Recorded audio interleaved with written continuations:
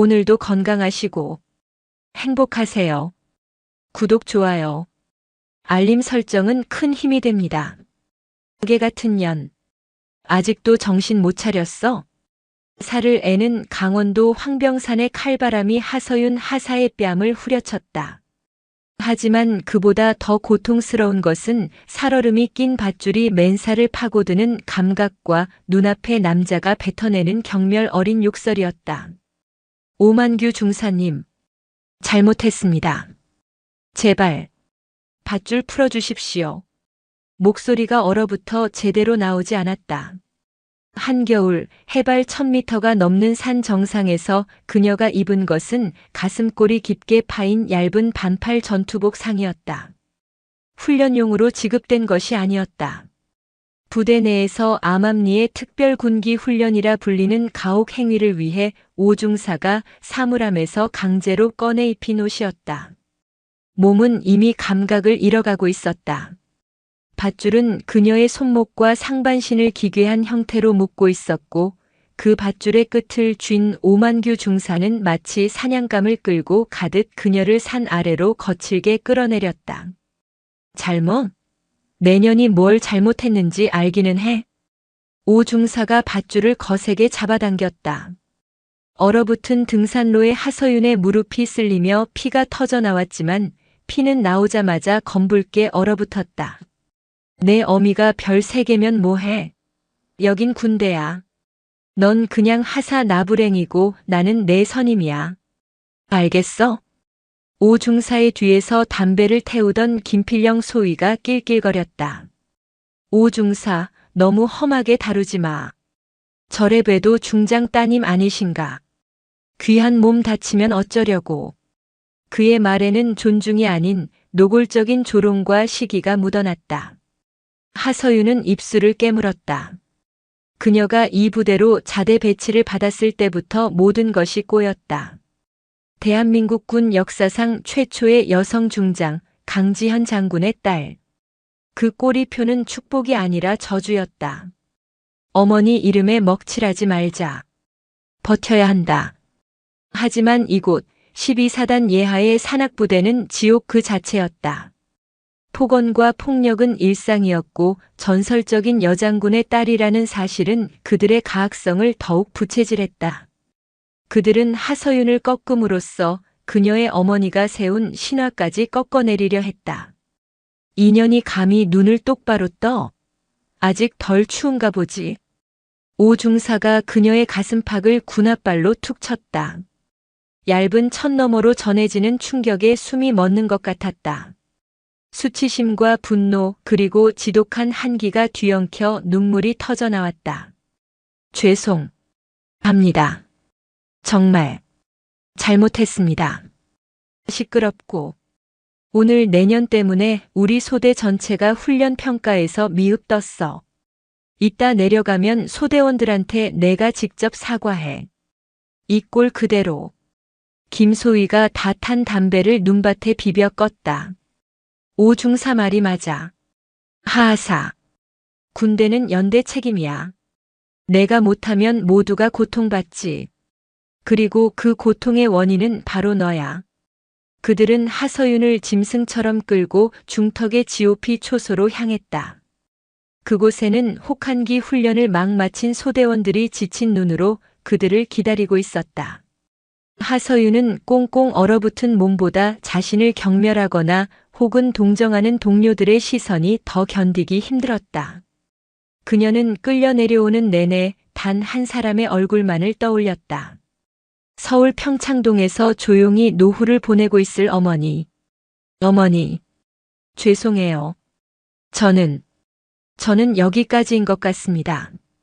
의식이 까마득하게 멀어져 갔다. 서울 종로구 평창동. 북악산 자락에 위치한 고즈넉한 한옥집. 예비역 중장 강지연은 난초에 물을 주며 고요한 아침을 맞이하고 있었다. 군복을 벗은 지 수년 그녀의 손은 이제 총이나 작전지도 대신 원예용 가위를 들고 있었다. 별 3개의 무게를 내려놓은 그녀의 어깨는 한결 가벼워 보였지만 곧게 편 허리와 날카로운 눈빛은 평범한 노부인의 그것이 아니었다. 그때였다.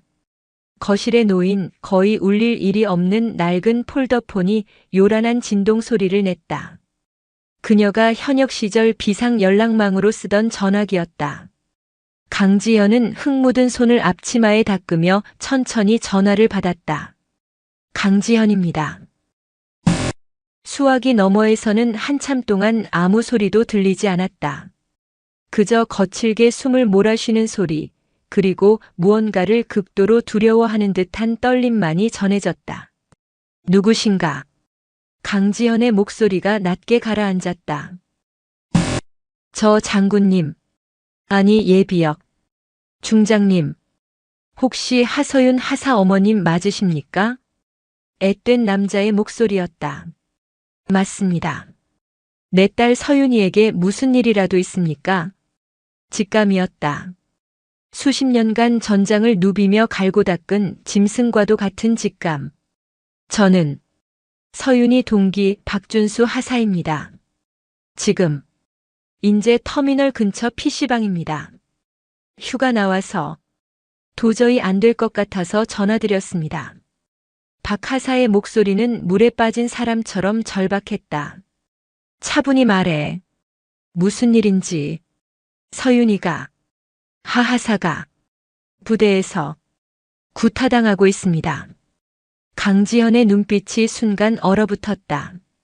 난초 잎사귀에 맺혔던 물방울이 바닥으로 톡 떨어졌다. 자세히 말해. 누가 언제 어떻게. 박 하사는 울음을 삼키며 지난 몇 달간 벌어진 일들을 쏟아냈다. 오만규 중사의 상습적인 폭언과 성희롱, 김필영 소위의 방관과 동조, 그리고 바로 어제 벌어진 황병산에서의 일까지. 어제 혹한기 훈련 평가가 엉망이었다는 이유로 하 하사만 따로 산 정상으로 끌고 갔습니다. 오 중사가 밧줄로 묶어서 질질 끌고 내려왔습니다. 강지연의 손에 들린 원예용 가위에서 서걱 소리가 났다. 단단한 난초가지가 잘려나갔다. 그날 황병산 기온이 영하 20도였습니다. 그런데 오 중사가 하하사에게 가슴 파인 반팔 하나만 입혔습니다. 그리고 소대원들 전부 모인 앞에서 군홧발로 그만. 강지연의 목소리는 얼음장처럼 차가웠다. 오만규 중사, 김필영 소위, 12사단 산악대대. 맞나? 네. 네. 맞습니다. 장군님. 제발. 서윤이 좀 살려주십시오. 이러다 정말 큰일 납니다. 부대 전체가 썩었습니다. 아무도 저들을 막지 못합니다. 박하사. 용기 내줘서 고맙다. 이 전화 다시는 하지 마라. 그리고 오늘 나와 통화한 사실은 무덤까지 가져가. 이건 명령이다. 자네에게 불이익이 가지 않도록 조치하겠다. 즉시 부대로 복귀하지 말고 서울 친척 집이든 어디든 몸을 숨기고 있어. 내가 다시 연락할 때까지. 네. 하지만 복명복창. 네. 알겠습니다. 전화가 끊겼다. 평창동 한옥에는 정막이 흘렀다. 강지연은 잘려나간 난초가지를 가만히 내려다보았다. 그녀의 눈에 고요히 서려있던 평화는 사라지고 그 자리에 거대한 분노의 불길이 타오르기 시작했다. 그녀는 군 생활 내내 단 한 번도 딸을 위해 자신의 지위를 사용한 적이 없었다. 딸 하서윤 또한 그것을 원치 않았다. 스스로의 힘으로 군인이 되길 원했고 어머니의 후광 없이 인정받길 바랐다. 하지만 지금은 상황이 달랐다. 이것은 부조리가 아니었다. 범죄였다. 강지연은 조용히 안방으로 들어갔다. 장롱 깊숙한 곳, 방충제 냄새와 함께 보관되어 있던 상자를 꺼냈다. 상자 안에는 먼지 하나 없이 관리된 그녀의 예비역 군복과 은빛으로 빛나는 3개의 별이 박힌 중장 계급장이 고이 모셔져 있었다. 그녀는 군복을 꺼내지 않았다. 대신 가장 낡고 평범해 보이는 외투를 걸쳤다. 오만규, 김필영. 그녀가 나지막이 두 이름을 불렀다. 그 목소리는 이미 어머니의 것이 아니었다. 수많은 부하의 생사를 책임졌던 지휘관의 목소리였다. 그녀는 차고로 향했다. 그곳에는 화려한 외제차 대신 수년간 그녀의 발이 되어준 낡은 국산 세단이 서 있었다. 시동이 걸리는 소리와 함께 평창동에 잠자던 사자가 깨어났다. 목적지는 강원도 인제였다. 강원도 인제군. 12사단 예하 부대로 향하는 길은 험하고 구불구불했다. 겨울 산을 감싼 안개는 한치 앞을 분간하기 어려울 정도로 짙었다. 강지현은 묵묵히 운전대를 잡았다. 서울을 출발한 지 3시간이 넘어가고 있었다. 그녀의 머릿속은 복잡했지만 표정은 그 어떤 감정도 드러내지 않았다. 그녀는 부대에 먼저 연락하지 않았다. 예비역 중장 강지현의 방문은 부대 전체를 발칵 뒤집어 놓을 터였다. 사단장이 직접 뛰어나올 것이고 가해자들은 즉시 격리되거나 숨겨질 것이며 진실은 은폐될 터였다. 그녀는 어머니 하서윤의 이름으로 정문을 통과할 생각이었다. 가장 낮은 곳에 가장 진실된 풍경을 직접 목격해야 했다. 부대 위병소에 낡은 세단 한 대가 멈춰 섰다. 정지. 방문 목적을 말씀하십시오. 초소를 지키던 상병이 의례적인 경례와 함께 그녀를 막아섰다. 하서윤 하사면에 왔습니다. 강지현이 차창을 내리고 말했다. 그녀의 평범한 행색과 낡은 차를 훑어본 상병의 눈에 미세한 귀찮음이 스쳤다. 지금 면회 시간 아닙니다.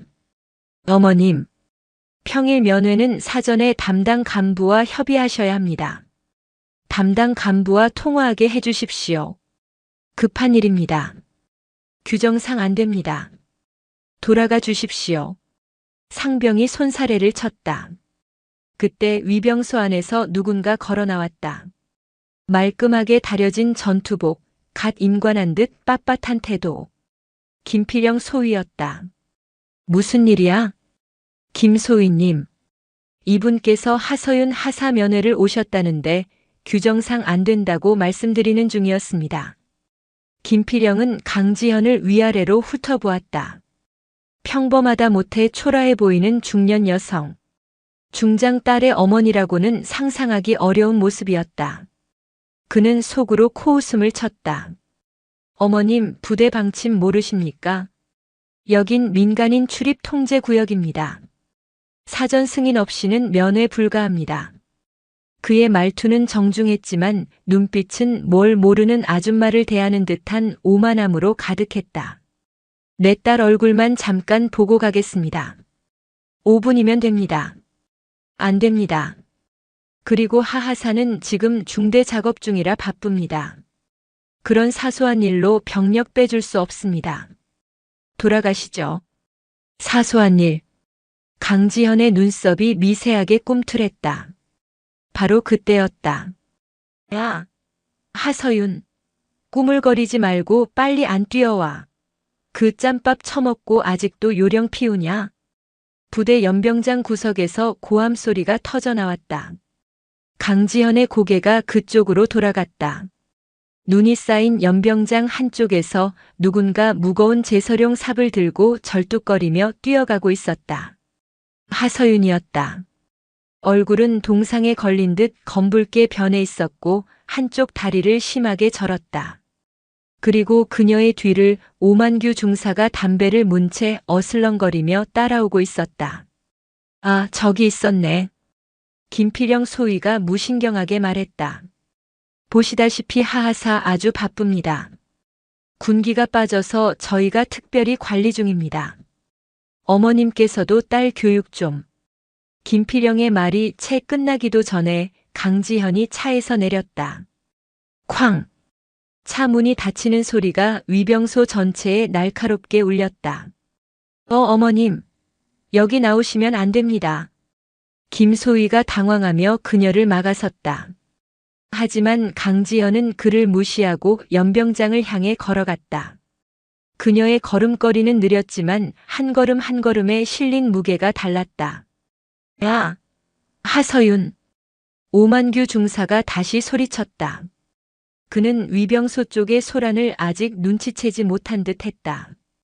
그가 절뚝거리는 하서윤의 등을 군홧발로 툭 걷어찼다. 똑바로 안 해, 이년아. 그 순간 강지현이 멈춰섰다. 위병소 상병과 김필영 소위, 그리고 멀리서 그 광경을 목격한 오만규 중사의 시선이 모두 차에서 내린 중년 여성에게로 향했다. 강지현은 천천히 오만규 중사를 향해 고개를 돌렸다.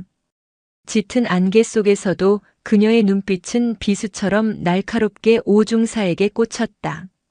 어이 거기. 민간인 아줌마. 여긴 어떻게 들어왔어? 오만규가 하서윤의 멱살을 잡은 채 이쪽을 향해 소리쳤다. 강지현은 아무 말 없이 그를 바라보았다. 그녀는 오만규의 얼굴을 보지 않았다. 그의 가슴에 달린 계급장, 그리고 그 계급장이 상징하는 군의 명예를 바라보았다. 그리고 그녀가 입을 열었다. 김필영 소위와 위병소 상병에게 하는 말이었지만 그 목소리는 연병장 전체를 얼어붙게 만들었다. 당신들, 지금 누굴 건드렸는지 감히 짐작이나 하고 있는가? 그녀의 목소리에는 평범한 어머니의 분노가 아니었다. 전장을 호령하던 지휘관의 얼음보다 차가운 살기가 담겨 있었다. 강지연의 목소리는 짙은 안개와 혹한의 공기를 꿰뚫고 연병장에 선 모든 이의 고막이 아닌 뼛속으로 파고들었다. 당신들, 지금 누굴 건드렸는지 감히 짐작이나 하고 있는가? 그것은 질문이 아니었다. 선고였다. 오만규 중사는 하서윤의 멱살을 잡고 있던 손을 저도 모르게 스르르 풀었다. 그는 태어나서 단 한 번도 느껴보지 못한 종류의 기운에 압도당했다. 눈앞의 중년 여성. 낡은 외투, 화장기 없는 얼굴, 평범한 어머니의 모습. 하지만 그 눈빛은 그가 평생을 바쳐 복종해온 군대 그 자체보다 더 서늘하고 무거웠다. 뭐야, 이 아줌마가. 여기가 어디라고 함부로. 오 중사가 애써 허세를 부리며 소리쳤다. 하지만 그의 목소리는 미세하게 떨리고 있었다. 하서윤은 무릎을 꿇은 채 얼어붙은 땅에 쓰러지듯 주저앉아 헐떡였다. 그녀는 어머니를 볼 용기가 없었다. 이 지옥 같은 모습을 가장 보이고 싶지 않은 사람에게 들키고 말았다. 위병소에 있던 김필영 소위는 본능적인 위협을 느끼고 권총집에 손을 대려다 멈칫했다. 어머님, 마지막 경고입니다. 즉각 부대 밖으로 퇴거. 오만규 중사. 강지현이 김필영의 말을 가볍게 무시하고 오 중사의 이름을 불렀다. 정확한 계급과 이름. 오만규의 동공이 흔들렸다. 내 이름을 어떻게 알지? 내 놈 어깨에 붙은 그 계급장. 대한민국 육군의 중사 계급장이다. 민간인을 협박하고 부하 여군을 폭행하며 성적으로 모욕하라고 달아준 계급장이 아니란 말이다. 한 걸음. 강지현이 연병장을 향해 발을 내디뎠다. 그 걸음걸이는 마치 잘 훈련된 군대의 행진처럼 한치의 흐트러짐도 망설임도 없었다. 이 여자가 지금 미쳤나? 김소희. 뭐해? 당장 헌병 안 부르고. 오 중사가 당황하여 김필영에게 고함을 질렀다. 강지연의 시선이 얼음처럼 김필영에게 향했다. 김필영 소위. 김필영은 심장이 멎는 듯 했다. 이 여자. 내 이름도 알고 있다. 내 놈은 장교다. 부하를 지휘하고 보호하며 솔선수범해야 할 대한민국 육군 소위다. 그런데 내 놈은 무엇을 했나? 부하의 인격이 짓밟히는 것을 방관하고 동조하고 심지어 부추겼다. 내 놈은 장교의 명예를 내 스스로 시궁창에 처박았다. 당신 대체 정체가 뭡니까? 김필영이 공포에 질려 외쳤다. 눈앞의 여성은 단순한 하서윤의 어머니가 아니었다.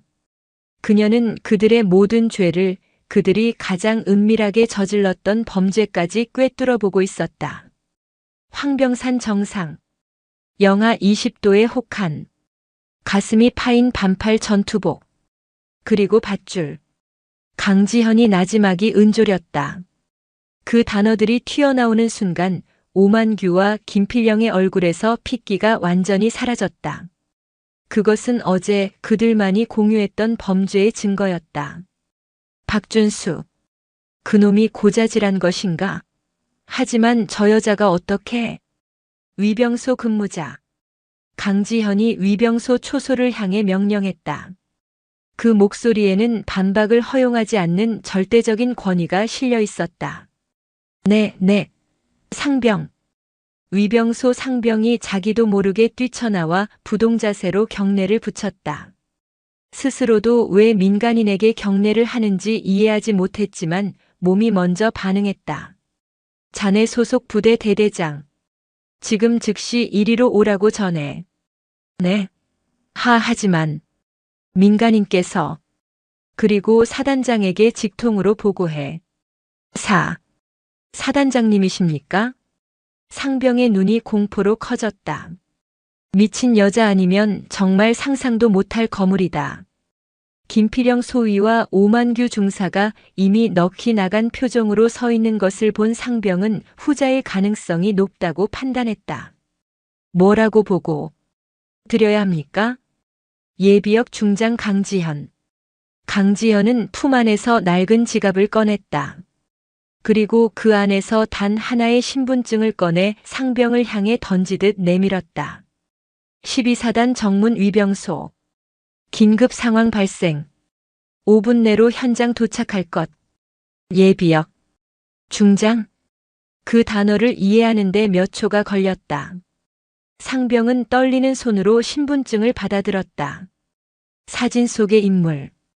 그리고 그 위에 선명하게 박힌 3개의 별. 대한민국 육군 중장의 강지현. 상병의 손이 마비된 것처럼 떨렸다. 중장이라니. 사단장 소장보다도 높은 군단 장급의 계급. 그런데 그 전설적인 최초의 여성 중장이 바로 하서윤 하사의. 상병은 비명 같은 소리를 내며 위병소로 뛰어들어갔다. 전화기를 잡는 손이 사시나무처럼 떨려 다이얼이 제대로 눌리지도 않았다. 김필영 소위는 그 신분증을 보지 못했다. 하지만 중장이라는 단어와 상병의 반응, 그리고 눈앞의 여성이 풍기는 압도적인 기운으로 모든 것을 깨달았다. 하서윤의 어머니. 전설 속의 그 강철의 여제 강지현. 김필영의 다리가 풀렸다. 그는 그 자리에 주저앉을 뻔했지만 간신히 버텼다. 그의 빳빳하던 장교 전투복은 순식간에 죄수복처럼 초라해졌다. 오만규 중사는 상황 파악이 더 늦었다. 하지만 김필영의 반응을 보고 모든 것이 끝났음을 직감했다. 그는 자신이 지금까지 무슨 짓을 했는지, 누구의 딸을 건드렸는지 깨달았다. 그의 거칠 것 없던 얼굴은 백지장처럼 하얗게 질렸다. 님. 오만규의 입에서 신음 같은 목소리가 새어나왔다. 강지현은 그들을 더 이상 쳐다보지도 않았다. 그녀는 천천히 얼어붙은 땅에 주저앉아 고개조차 들지 못하는 딸에게로 걸어갔다. 연병장 구석에서 제설 작업을 하던 다른 병사들은 이 모든 광경을 숨죽여 지켜보고 있었다. 그들은 무슨 일이 벌어지고 있는지 정확히는 몰랐지만 자신들을 지옥으로 몰아넣던 오만규 중사가 한 중년 여성 앞에서 석고상처럼 굳어버린 것만으로도 통쾌함과 동시에 불길함을 느꼈다. 강지현은 딸의 앞에 섰다. 그리고 자신이 입고 있던 낡고 두꺼운 외투를 벗었다. 한겨울의 칼바람이 그녀의 얇은 스웨터 안으로 파고들었지만 그녀는 눈 하나 깜짝하지 않았다.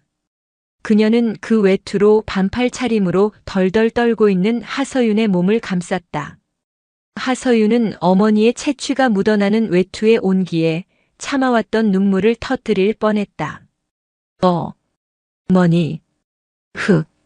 하서윤 하사. 어머니의 목소리는 따뜻하지 않았다. 오히려 전보다 더 차갑고 단단했다. 하서윤은 흐느끼다 말고 고개를 들었다. 어머니의 눈은 그녀를 동정하고 있지 않았다. 네. 어머니. 일어나. 내 어미가 누구인지 기억해. 내가 누구인지 기억해. 이따위 쓰레기 같은 놈들에게 짓밟혔다고 내 존재까지 쓰레기가 되는 것을 허락하지 마. 강지현이 손을 내밀었다. 그 손은 거칠었지만 세상 그 무엇보다 강인한 손이었다. 내 스스로 일어나. 하하사.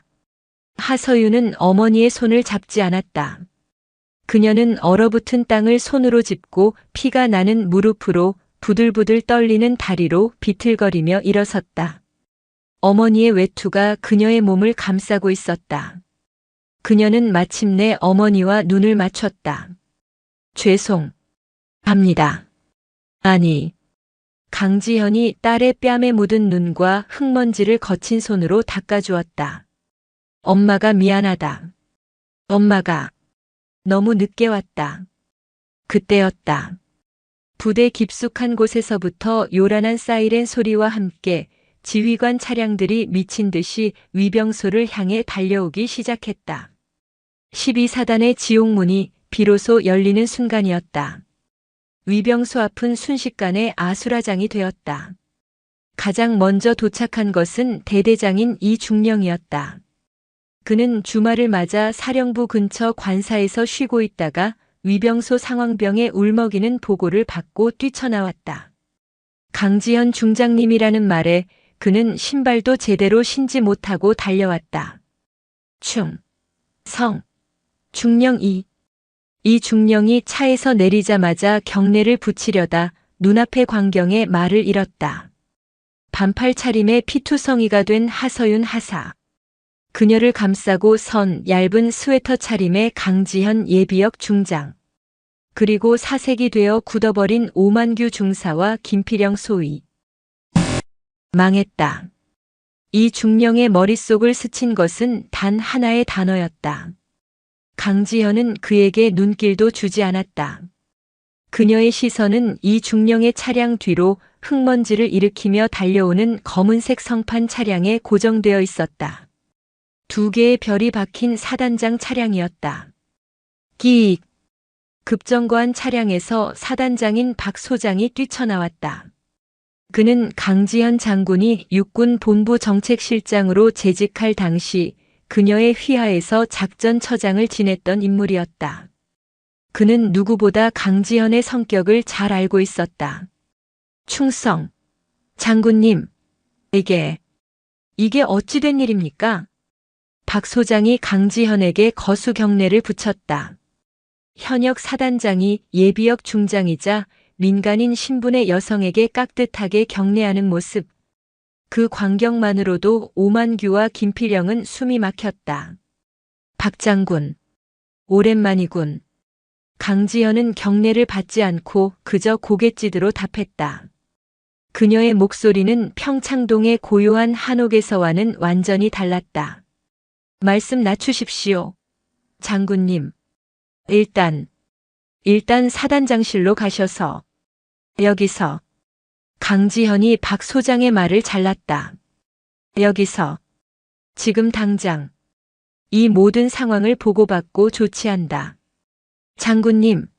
날이 춥습니다. 하하사도. 일단 의무실로. 내 딸은. 강지현이 하서윤의 어깨를 붙잡았다. 이 추위보다 더한 지옥을 견뎠다. 그리고 그 지옥을 만든 것이 바로 자네 부대다. 박 장군. 박 소장은 입을 다물었다. 그는 이중령과 오만규, 김필영을 번갈아 쳐다보았다. 그들의 얼굴에서 모든 것을 읽었다. 그는 자신의 군 생활이 오늘 끝장날 수도 있음을 직감했다. 하서윤 하사. 의무실로 가. 강지현이 딸에게 명령했다. 아닙니다. 가. 이건 내 싸움이 아니야. 이젠 내 싸움이다. 가서 상처 치료하고 따뜻한 물 마시고 기다려. 네. 알겠습니다. 하서윤은 어머니의 외투를 꼭 붙잡고 비틀거리며 사단장의 수행원이 부축하는 차를 향해 걸어갔다. 하서윤이 사라지자 강지현은 완전히 전투 모드로 돌아섰다. 박 장군. 저 두 놈. 그녀가 오만규와 김필령을 턱짓으로 가리켰다. 지금 당장 현 시간부로 직위해제 및 구속수감 조치해. 네. 장군님. 하지만 절차라는 것이. 절차? 강지현의 목소리에 냉기가 실렸다. 내 딸이 황병산에서 밧줄에 묶여 끌려 내려올 때 그 절차는 어디 있었나? 저놈들이 내 딸을 개 같은 년이라 부르며 군홧발로 걷어찰 때 자네가 말하는 절차는 뭘 하고 있었지? 박 소장은 얼굴이 하얗게 질렸다. 그녀가 모든 것을 너무나도 상세하게 알고 있었다. 오만규 중사, 김필령 소위. 자네들은 현 시간부로 직위해제되며 가혹행위 및 직권 남용 혐의로 긴급 체포한다. 헌병. 뭐해? 당장 이놈들 연행해. 박 소장이 고함을 질렀다. 뒤에 대기하고 있던 헌병들이 달려와 멍하니 서 있던 두 사람의 팔을 꺾어 수갑을 채웠다. 철컥. 수갑이 채워지는 소리가 오만규의 귓가에 천둥처럼 울렸다. 그는 그제야 자신이 무너졌음을 실감했다. 거기 중령. 강지현의 시선이 대대장 이중령에게 향했다. 네. 자네는 지휘관으로서 부하가 저런 악행을 저지르는 동안 무엇을 했나? 몰랐나? 아니면 알고도 묵인했나? 저는 전혀 보고받은 바가. 무능이군. 강지현이 차갑게 내뱉었다. 지휘관의 무능은 그 자체로 죄악이다. 박 장군. 저 중령도 보직 해임시켜. 오늘부로 대기 발령 조치해. 장군님. 그것만은. 이 중령이 무릎이라도 꿇을 기세로 애원했지만 박 소장은 고개를 저었다. 알겠습니다. 조치하겠습니다. 순식간에 장교 2명과 부사관 1명의 군 생활이 끝장났다.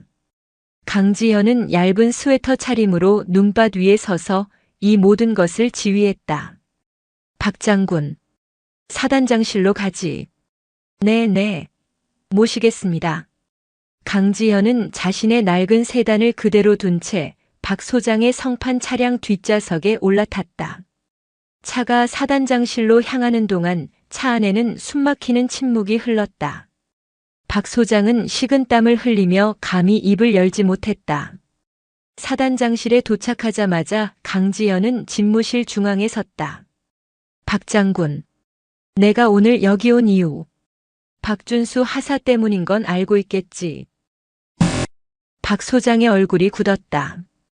박준수. 하서윤의 동기. 내부 고발을 시도했던 사병. 자네. 박 하사 휴가 복귀하는 대로 징계위원회 열려고 준비했더군. 상관 모욕 및 군 기밀 유출 혐의로. 강지현이 박 소장의 책상 위에 놓인 결제 서류 파일을 집어들었다. 맨 위에 하사 박준수 징계위원회 개최 건이라는 서류가 꽂혀 있었다. 이게 어떻게? 자네가 은폐하려던 그 내부 고발자가 내게 직접 연락했다. 강지현이 서류를 박 소장의 얼굴 앞까지 들어보였다. 자네는 피해자를 구한 게 아니라 가해자들을 비호하고 진실을 말하려 한 용기 있는 군인을 매장하려 했어. 안 그런가, 박 소장? 장군님, 오해십니다. 저는 부대의 안정을.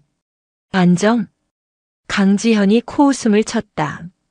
썩어 문드러지는 것을 덮어두는 게 안정인가?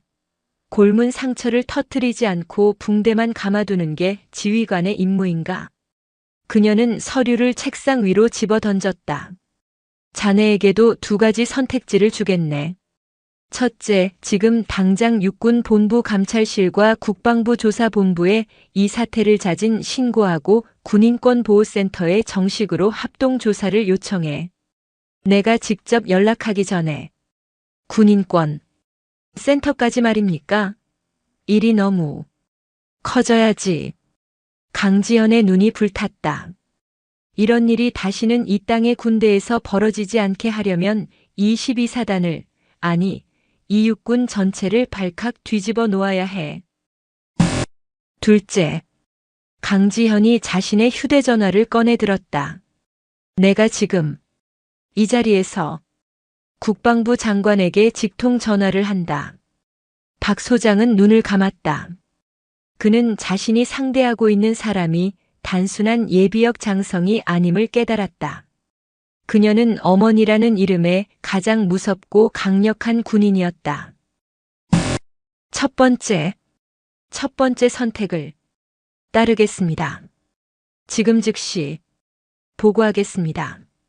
박 소장이 떨리는 손으로 직통 전화를 들었다.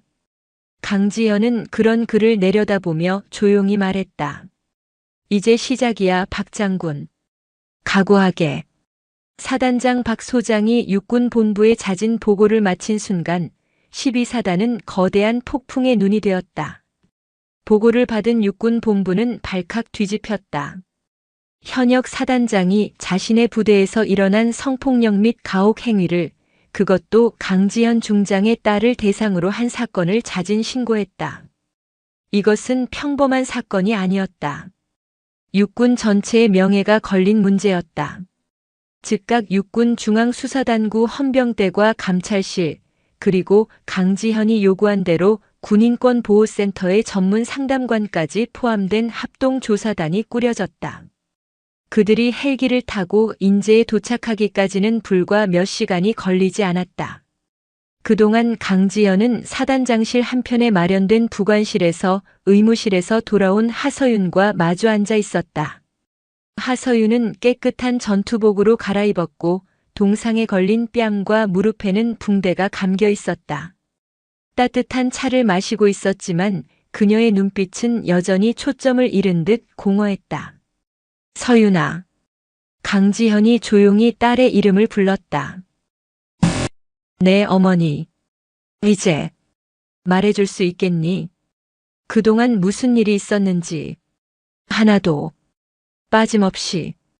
어머니의 목소리는 낮고 차분했지만 그 안에는 딸의 고통을 함께 짊어지겠다는 굳은 의지가 담겨 있었다. 하서윤은 입술을 깨물었다. 그녀는 지난 몇 달간의 기억을 떠올리는 것만으로도 몸이 떨렸다. 어머니에게, 그것도 군인의 길을 걷는 딸로서 이 치욕스러운 일들을 고백하는 것은 황병산에서 밧줄에 묶여 끌려 내려오는 것보다 더한 용기가 필요했다. 저는 괜찮다고 생각했습니다. 이겨낼 수 있다고. 하지만 아니었습니다.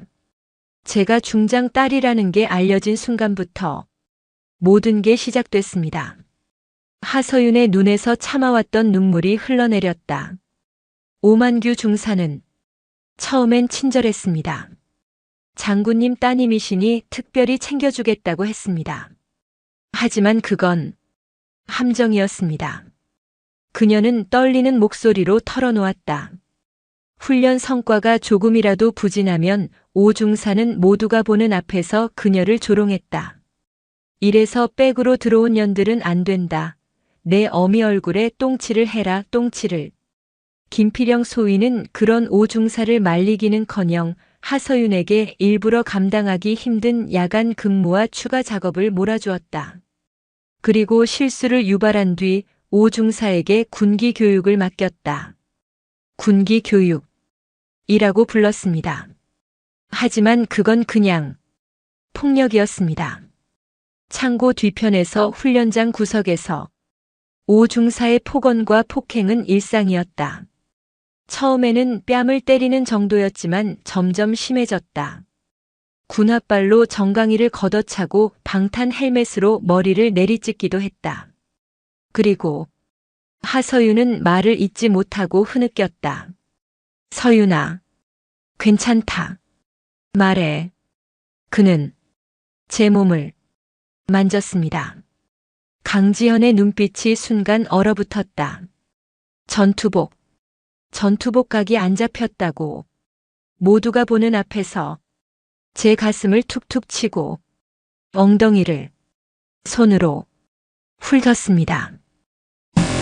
불쾌하다고 하지 말라고 말씀드렸습니다. 그랬더니 오 중사가 제 멱살을 잡고 인연이 상관한테 눈 똑바로 뜨고 대드냐고, 내년이 여기서 성희롱으로 찔러봤자 내 어미 빽 믿고 설친다고 아무도 안 믿어준다고 했습니다. 하서윤은 오열했다. 김소희는 그 모든 걸 보고도 웃고 있었습니다. 오중사 하하사 군기 바짝 잡으시네라고 오히려 부추겼습니다. 어제 황병산에서 일어난 일은 그 모든 가혹 행위의 정점이었다. 반팔만 입히고 밧줄로 묶었습니다. 그리고 내년 몸뚱이가 얼마나 대단한지 구경이나 하자고 했습니다. 산에서 끌려 내려오는데 너무 춥고 수치스러워서 그냥 죽고 싶었습니다, 어머니. 흑. 강지현은 말없이 일어나 딸을 안아주었다. 그녀의 몸은 분노로 떨리고 있었지만 딸을 안은 팔은 흔들리지 않았다. 알겠다. 서윤아. 이제 다 알겠다. 그녀는 딸의 등을 토닥였다. 이제 내 잘못이 아니야. 넌 피해자다. 그리고 저놈들은 범죄자야. 그녀는 딸을 부축해 잠시 쉴 수 있도록 침상에 눕혔다. 그리고 다시 사단장실로 돌아갔다. 박 소장은 합동조사단을 맞이하기 위해 초조하게 서성이고 있었다. 강지현은 박 소장의 책상 앞으로 다가갔다. 박 장군. 네네. 장군님. 오만규 중사와 김필영 소위. 두 사람의 구속 사유를 변경한다. 네. 변경이라니. 지금 직권 남용과 가혹 행위로. 아니. 강지현이 박 소장의 눈을 똑바로 쏘아보았다. 그녀의 눈에는 이제 자비심 따위는 남아있지 않았다. 군형법 제92조의 6. 추행. 그리고 군형법 제92조의 2. 폭행 및 협박. 특수폭행 및 상관 모욕 혐의까지 모두 추가해. 추행 말씀이십니까? 박 소장의 얼굴이 경악으로 물들었다. 가혹 행위와 성범죄는 차원이 다른 문제였다. 이것은 12사단을 넘어 육군 본부, 나아가 국방부 전체를 뒤흔들 최악의 스캔들이었다. 내 딸이 현역 여군 하사가 복무 중에 상급자 두 놈에게 지속적으로 성추행을 당했다. 강지현의 목소리는 강철처럼 차가웠다. 박 장군, 이건 더 이상 자네 사단선에서 덮을 수 있는 일이 아니게 됐어. 그때 창밖으로 헬리콥터의 요란한 프로펠러 소리가 들려오기 시작했다. 육군 본부의 합동조사단이 도착한 것이다. 저 두 놈의 신병. 오늘부로 육군 중앙수사단으로 이첩시켜. 강지현이 창밖을 내다보며 선언했다. 이건 전쟁이다. 내 딸의 명예를 걸고 그리고 내 군 생활 전부를 걸고 이 썩어 빠진 뿌리를 뽑아낼 거야. 한 놈도 남김없이. 박 소장은 깨달았다. 그는 지금 한낱 사단장이 아니라 대한민국군 역사상 가장 무서운 어머니이자 장군의 전쟁터 한복판에 서 있다는 것을. 그리고 이 폭풍은 이제 막 시작되었을 뿐이었다. 육군 본부에서 급파된 합동조사단이 12사단 사령부 연병장에 내렸다.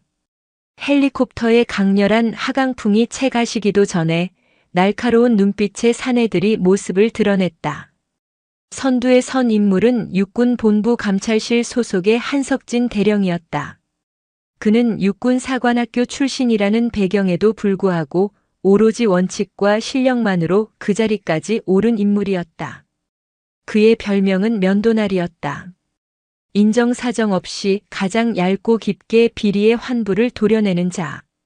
그의 뒤를 중앙수사단 소속 수사관들과 강지현이 특별히 요청한 군인권보호센터의 전문 상담관 박은영, 소령진이 따랐다.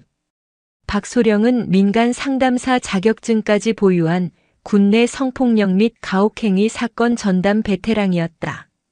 충성. 사단장 박 소장이 경례를 붙였으나 한석진 대령은 쌀쌀맞게 경례를 받았다.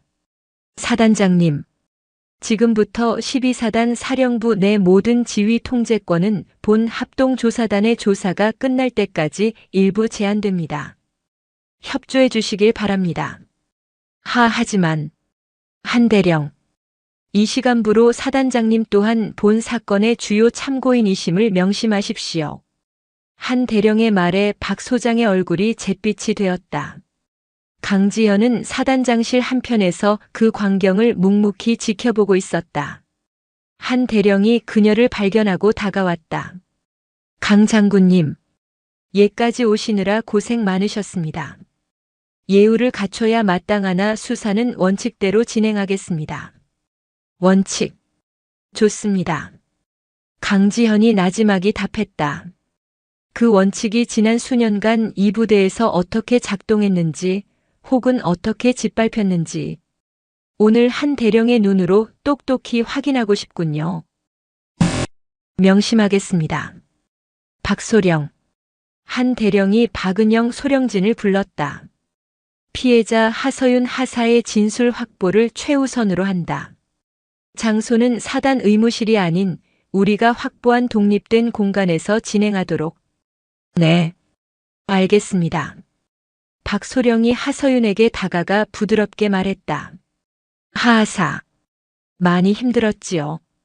나는 군인권보호센터에서 왔습니다. 이제부터 하하사의 모든 진술은 철저히 보호될 겁니다. 하서윤은 어머니를 한번 바라보았다. 강지현은 말없이 고개를 끄덕였다. 가서 모든 것을 말해라. 하서윤이 박소령을 따라 방을 나섰다. 이제 이 공간은 강지현과 조사단 그리고 곧 끌려올 범죄자들의 무대가 되었다. 한 대령. 강지현이 입을 열었다. 내 딸아이의 진술에 성추행 혐의가 포함되어 있소. 오만규 중사의 상습적인 추행, 그리고 김필영 소위의 묵인 및 동조. 한석진 대령의 눈썹이 꿈틀했다. 그는 이미 박 소장의 최초 보고로 가혹행위 사실은 인지하고 있었으나 성추행이라는 단어는 이 사건의 무게를 완전히 바꿔놓았다. 알겠습니다. 그렇다면 신문 순서를 바꾸겠습니다. 김필영 소위부터 먼저 무너뜨리기 쉬운 쪽을 공략하는 것. 수사의 정석이었다. 얼마 지나지 않아 헌병들에게 양팔이 붙들린 김필영 소위가 조사실로 끌려 들어왔다.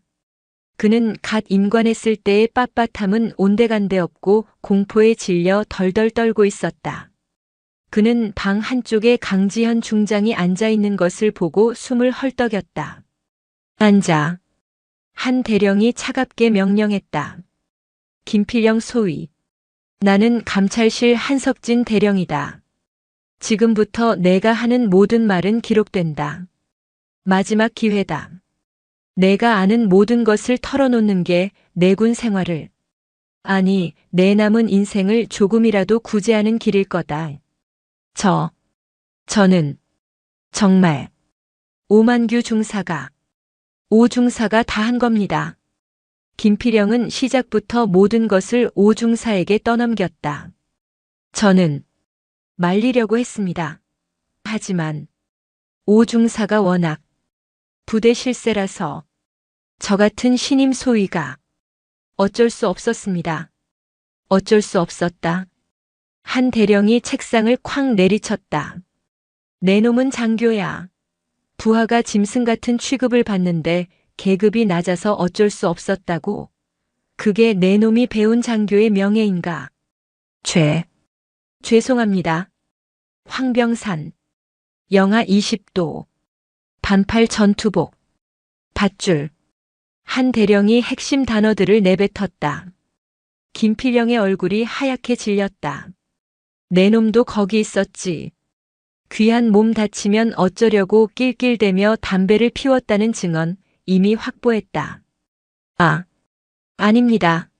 저는 오만규 중사가 하서윤 하사의 몸에 손을 댈 때 한 대령의 목소리가 얼음장처럼 차가워졌다.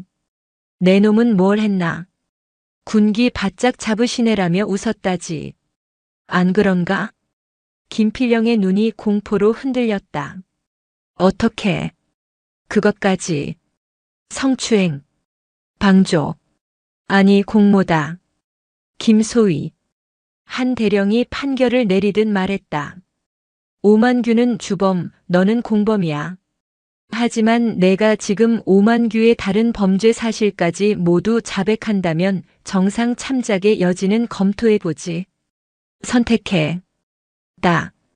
다른 범죄요? 오 중사가. 평소에도 폭언, 폭행이 심했습니다. 저 말고도 다른 병사들에게도. 김필영은 살아남기 위해 자신이 알던 모든 것을 쏟아내기 시작했다. 김필영이 끌려나가고 잠시 후 오만규 중사가 들어왔다. 그는 김필영과는 달랐다. 여전히 눈빛에 도끼가 서려 있었다. 그는 강지연을 노려보았다. 앉아. 오만규는 앉지 않았다. 앉으라고 했다. 한 대령의 목소리에 살기가 어렸다. 오만규는 마지못해 의자에 거칠게 주저앉았다. 오만규 중사. 내 놈이 저지른 짓. 지금 다 말할 필요도 없다. 증거는 차고 넘치니까. 황병산에서 내 놈이 저지른 짓은 군기 교육이 아니라 살인 미수야. 훈련 중에 일어난 어쩔 수 없는 사고였습니다. 하하사가. 유독 군기가 빠져서. 닥쳐. 한 대령이 오만규의 말을 잘랐다. 내 놈이 말하는 그 군기라는 게 여군 부하의 가슴을 만지고 엉덩이를 훑는 것도 포함되나? 오만규의 눈이 커졌다. 무슨. 그년이. 감히.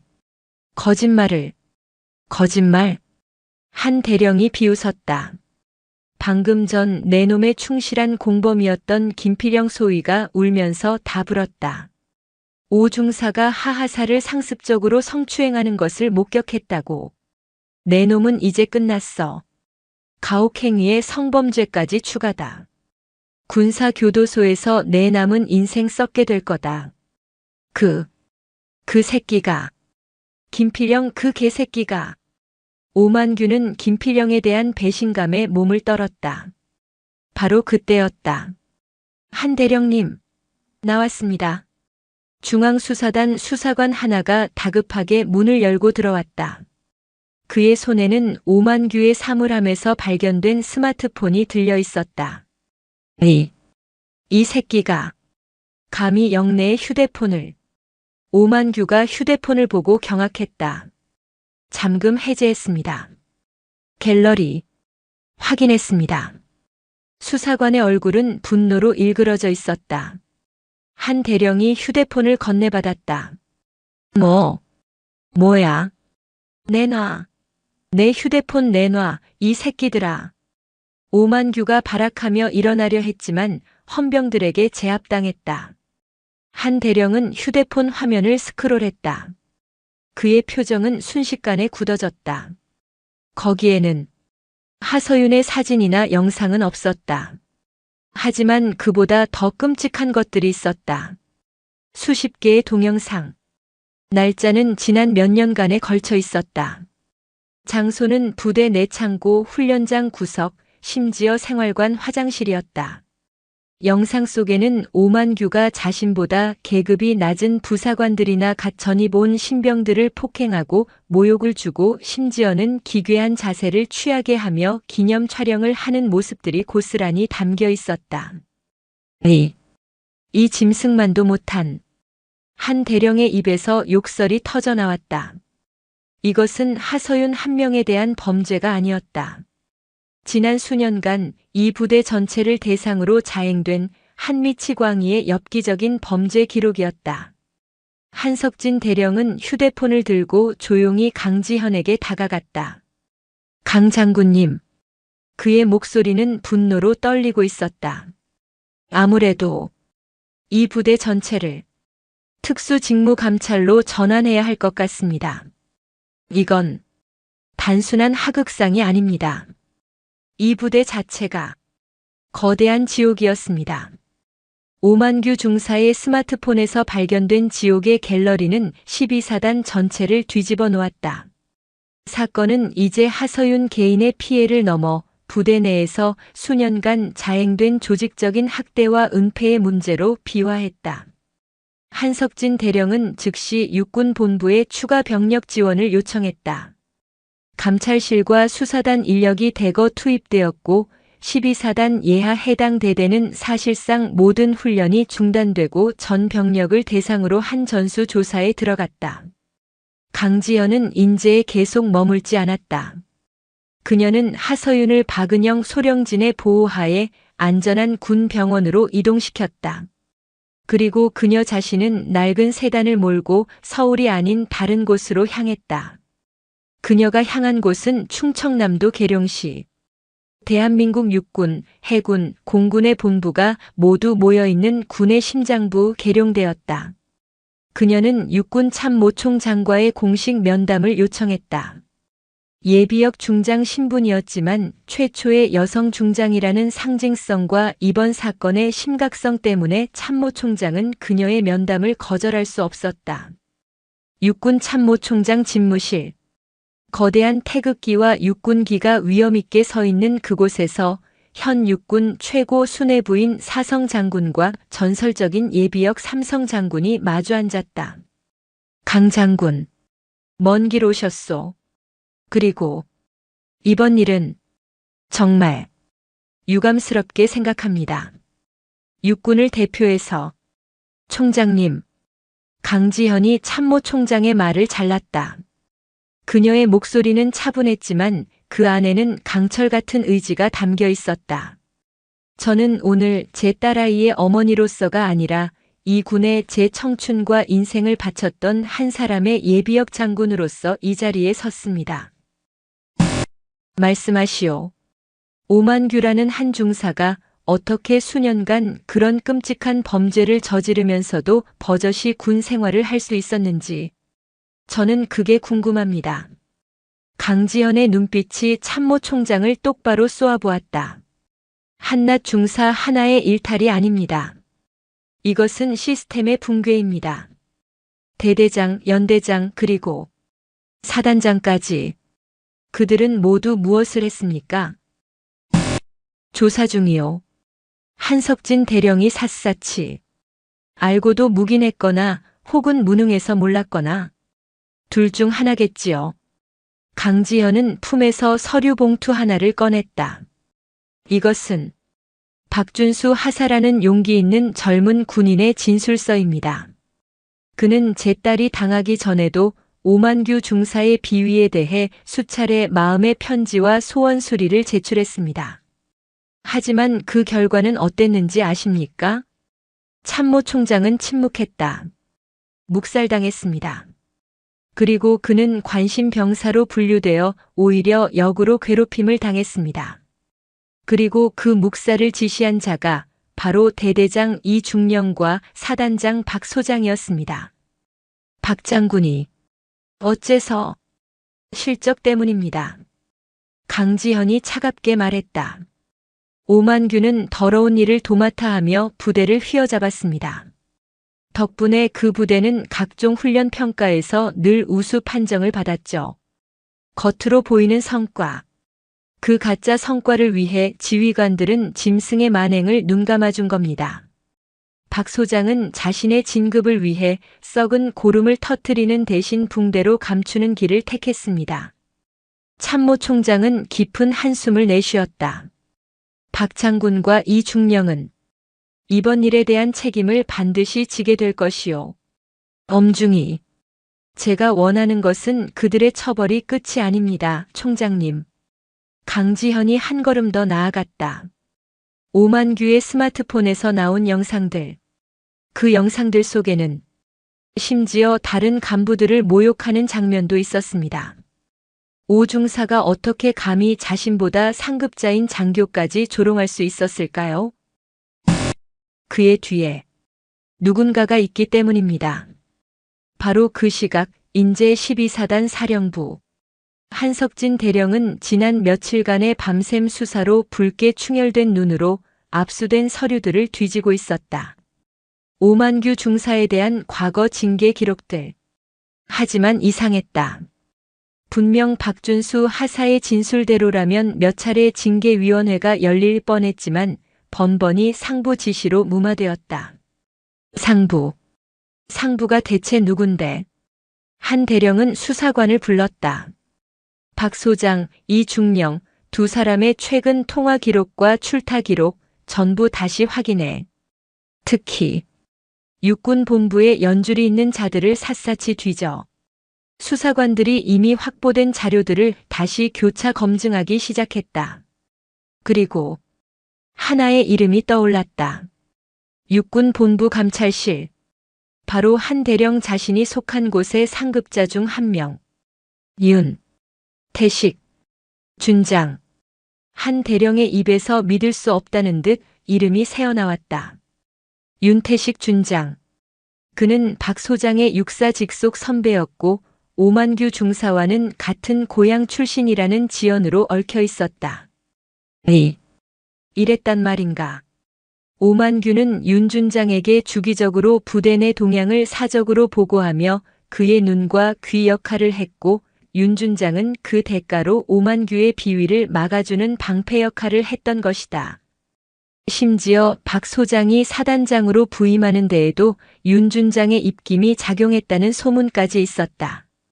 이것은 부패의 뿌리였다. 지연과 학연으로 얽힌 군 내부의 가장 견고하고 썩어빠진 카르텔. 한석진 대령은 수화기를 들었다. 그는 계룡대에 있는 강지현 중장이 아닌 서울 용산의 국방부 청사 장관 직속 조사본부로 전화를 걸었다. 한석진 대령입니다. 사건 이첩을 요청합니다. 지금부터 수사 대상은 현역 장성입니다. 같은 시각 계룡대. 강지현은 참모 총장과의 면담을 마치고 나왔다. 총장님, 저는 이 군을 사랑합니다. 제가 청춘을 바친 곳입니다. 그래서 이 암덩어리를 도려내는 일에 제 남은 명예를 모두 걸 생각입니다. 그녀는 참모 총장에게 마지막 경고를 날렸다. 총장님께서 직접 도려내시지 않는다면 제가 직접 군 밖의 힘을 빌려서라도 도려내겠습니다. 언론이 되었든 국회가 되었든 부디 군의 명예를 총장님 스스로 지키시길 바랍니다. 강지연은 차를 돌려 서울로 향했다. 그녀의 다음 목적지는 평창동 집이 아니었다. 서울 마포구 상암동. 대한민국 모든 언론사가 밀집해 있는 곳이었다. 강지연은 상암동의 한 방송국 로비에 앉아 있었다. 그녀가 기다리는 사람은 과거 국방부 출입 기자 시절부터 그녀와 인연을 맺어 온 지금은 탐사보도팀을 이끄는 중견 언론인 김정민 부장이었다. 장군님, 여기까지 어쩐 일이십니까?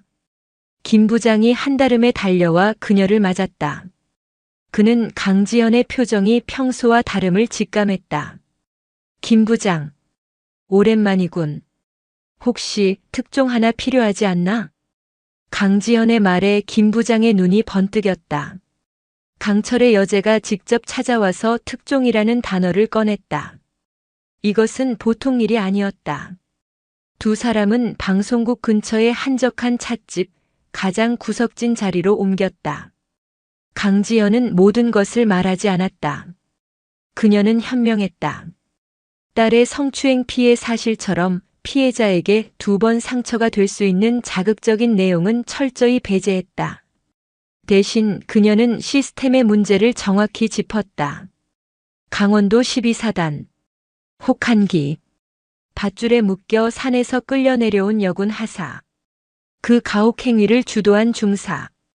그리고 그 중사의 뒤를 봐주며 수년간 범죄를 은폐해온 육군 본부의 현역 장성. 김 부장은 숨을 죽인 채 받아 적었다. 이건 단순 가혹행위가 아닙니다.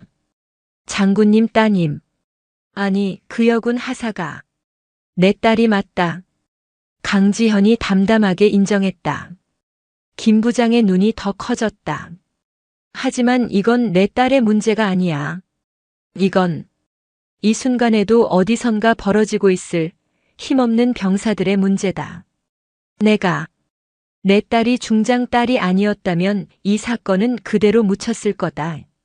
박준수 하사는 영창에 갔을 거고 내 딸은 어쩌면 목숨을 잃었을지도 모르지.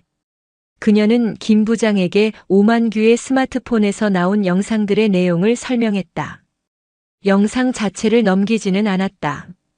그것은 불법이었다. 김 부장, 나는 군의 명예를 지키고 싶었소. 그래서 참모총장까지 만났지. 하지만 그들은 망설이고 있어. 그들 스스로의 치부를 드러내길 두려워하고 있어. 나는 이제 이 군이 스스로 정화할 능력을 잃었다고 판단한다. 국민의 도움이 필요해. 자네의 펜이 칼이 되어줘야겠어. 김 부장은 침을 삼켰다.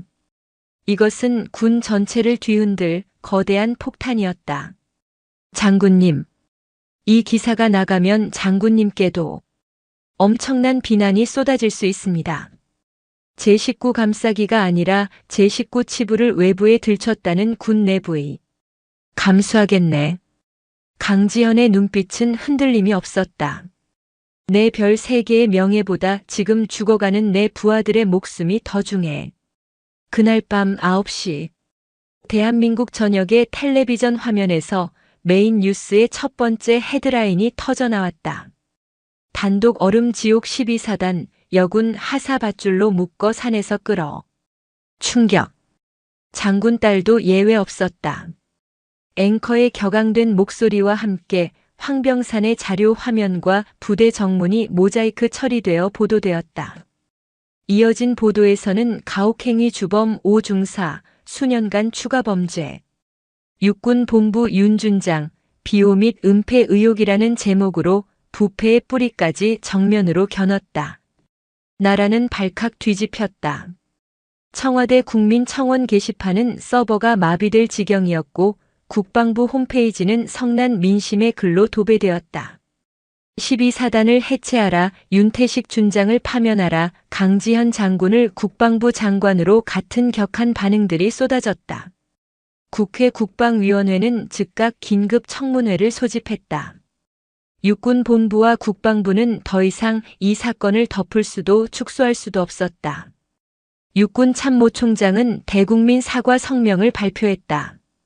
그리고 바로 다음 날 윤태식 준장은 직위 해제 및 긴급 체포되어 국방부 조사본부로 이첩되었다. 사단장 박 소장과 대대장 이중령은 즉각 불명예 전역 조치 대기 발령이 났다. 사건은 전광석화처럼 진행되었다. 한석진 대령의 조사단은 이제 국방부의 전폭적인 지원을 받으며 12사단뿐만 아니라 윤 준장이 거쳐갔던 모든 부대의 비위를 샅샅이 파헤치기 시작했다. 그리고 몇 주 후 군사법원 제1고등군사재판소 사건의 중대성을 고려하여 1심은 이례적으로 고등군사법원에서 직접 진행되었다. 피고인석에는 죄수복을 입은 오만규 중사와 김필영 소위가 고개를 숙인 채 앉아 있었다.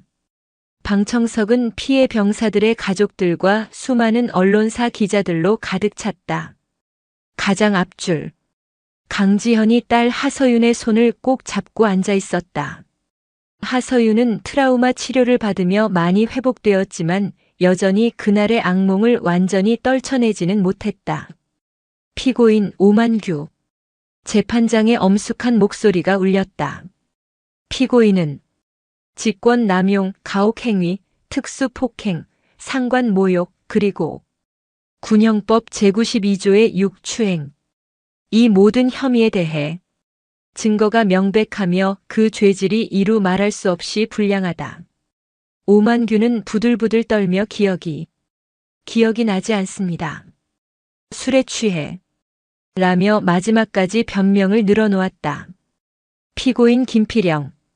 장교로서 부하를 보호할 의무를 방기하고 범죄에 동조, 방조한 죄.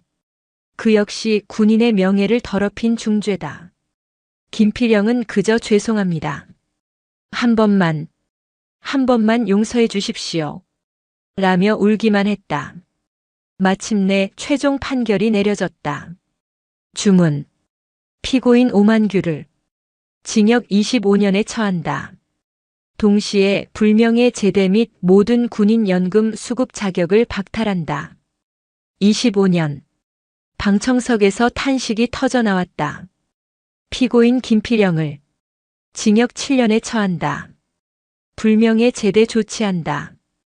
오만규는 판결을 듣는 순간 다리가 풀려 그 자리에 주저앉으며 괴성을 질렀다.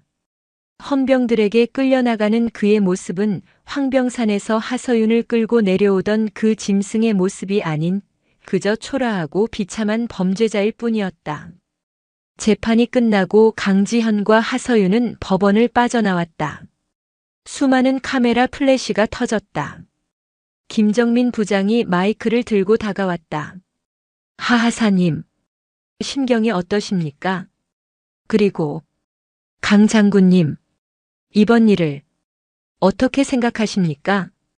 강지연은 딸을 대신해 마이크 앞에 섰다.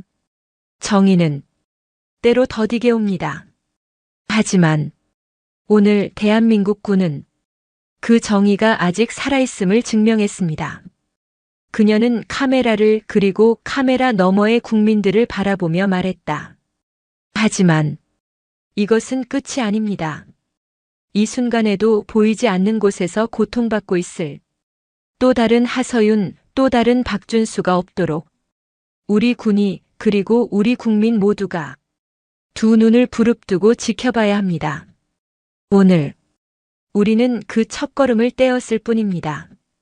강지연은 딸의 어깨를 감싸 안았다. 하서윤은 어머니의 품에서 그제야 참았던 눈물을 조용히 흘렸다. 지옥 같던 겨울이 가고 법원 앞마당에는 따뜻한 봄볕이 내리쬐고 있었다. 군사 법원 앞을 가득 메웠던 기자들과 인파가 썰물처럼 빠져나갔다. 강지현은 딸 하서윤의 어깨를 감싼 채 자신의 낡은 세단이 주차된 곳으로 천천히 걸어갔다. 끔찍했던 겨울은 흔적도 없이 사라지고 서울 용산의 하늘은 눈이 시리도록 푸른 5월의 봄날이었다. 차에 올라타자 두 사람 사이에는 긴 침묵이 흘렀다.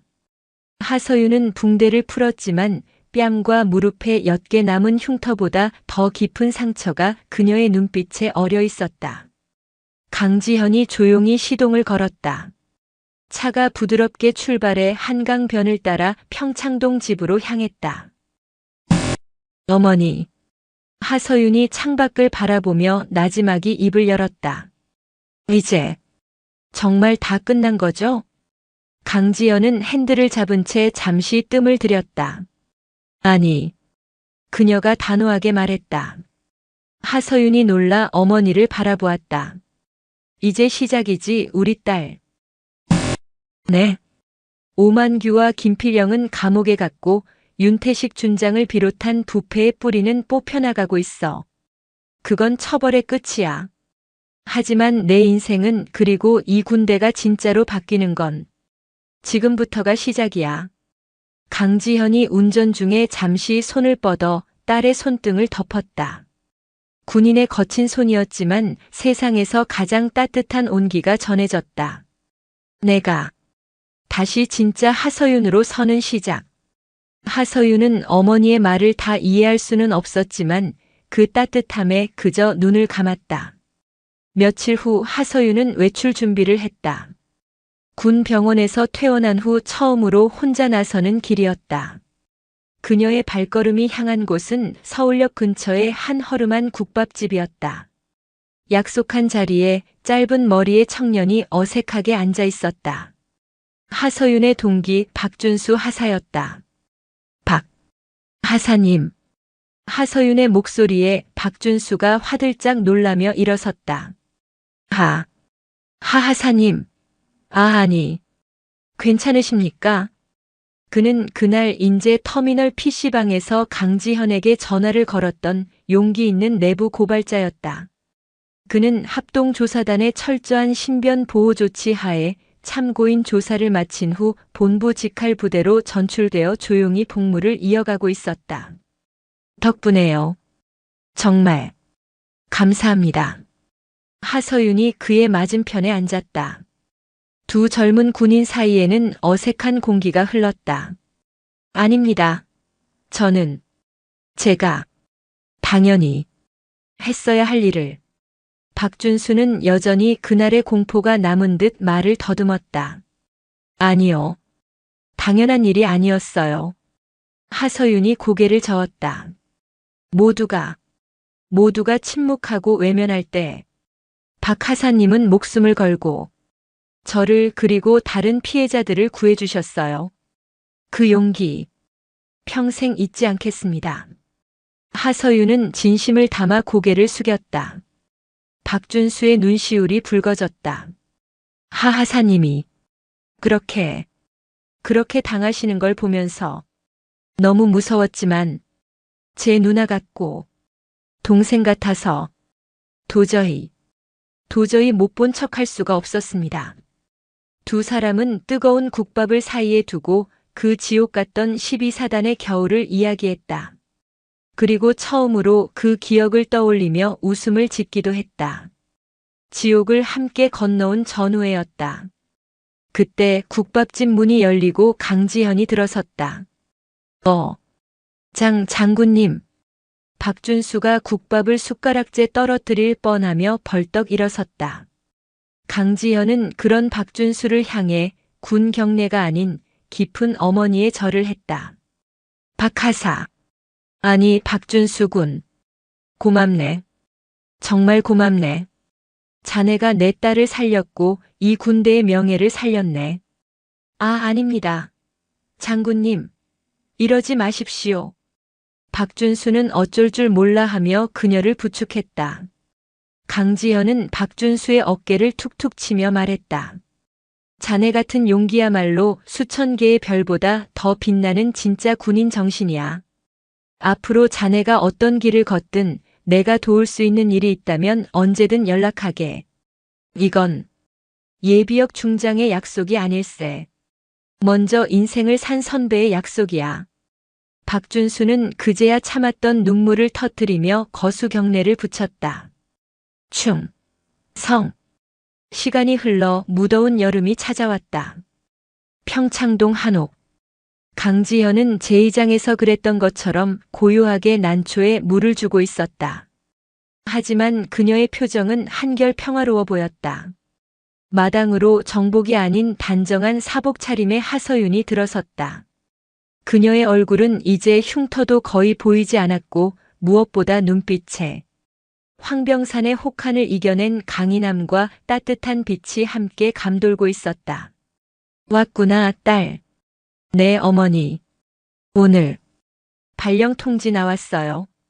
강지현이 물뿌리개를 내려놓고 딸을 바라보았다. 하서윤은 군 병원에서 트라우마 치료를 마친 후 스스로의 미래를 결정해야 할 기로에 서 있었다. 전역을 해도 그 누구도 그녀를 비난할 수 없었다. 그래. 어디로 가나? 국군수도병원, 정신건강의학과, 행정지원 하사로 발령받았습니다. 강지현의 눈이 조금 커졌다. 그녀는 딸이 군을 떠날 것이라 생각했었다. 하서윤이 옅은 미소를 지으며 말했다. 도망치고 싶었어요. 솔직히 매일 밤 악몽을 꿨고 저 군복만 봐도 숨이 막혔어요. 어머니 이름에 먹칠만 한 것 같아서 다 그만두고 싶었어요. 그런데 그날 법원에서 나오면서 어머니가 하신 말씀이 생각났어요. 이제 시작이라고. 하서윤은 어머니 곁으로 다가가 한때 자신을 짓눌렀던 군의 상징인 난초 잎을 부드럽게 쓰다듬었다. 오만규 같은 짐승 때문에 제가 왜 도망쳐야 하죠? 박준수 하사님 같은 용기 있는 군인도, 박은영 소령님처럼 피해자를 진심으로 감싸주는 분도, 그리고 목숨 걸고 싸워주신 어머니 같은 분도 계신 곳이 군대잖아요. 그녀는 어머니의 손을 잡았다. 군인권보호센터에서 주관하는 심리 상담사 자격 과정도 등록했어요. 저처럼 보이지 않는 곳에서 고통받는 전우들. 그 사람들 손 제가 잡아주고 싶어요. 제가 겪어봤으니까 누구보다 잘할 수 있을 것 같아요. 하서윤의 눈에는 더 이상 공포나 망설임이 없었다. 그곳에는 상처를 딛고 일어선 자만이 가질 수 있는 깊고 단단한 사명감이 자리하고 있었다. 강지현은 아무 말 없이 딸을 바라보았다. 그녀의 눈가에 그녀의 군 생활 전체를 통틀어 단 한 번도 보이지 않았던 뜨거운 눈물이 맺혔다. 그녀는 딸을, 자신의 후배이자 전우이자 가장 자랑스러운 딸을 힘껏 끌어안았다. 그래, 서윤아. 그녀의 목소리가 떨리고 있었다. 그게 내 딸이다. 그게 진짜 군인이다. 고맙습니다, 어머니. 다시 일어설 힘을 주셔서. 아니다. 엄마가 고맙다. 버텨줘서. 그리고 그렇게 다시 피어나줘서. 평창동 한옥의 고즈넉한 마당. 두 여성 군인은 서로의 상처와 명예를 끌어안은 채 한참을 서 있었다. 황병산의 지옥 같은 겨울을 녹여낸 것은 거대한 권력의 심판이기도 했지만 결국 서로를 포기하지 않았던 작은 용기, 그리고 그 모든 것을 감내한 어머니라는 이름의 가장 위대한 사랑이었다. 그 사랑이 오늘 대한민국 국군의 가장 썩은 뿌리를 도려내고 가장 강인한 희망의 꽃을 다시 피워내고 있었다.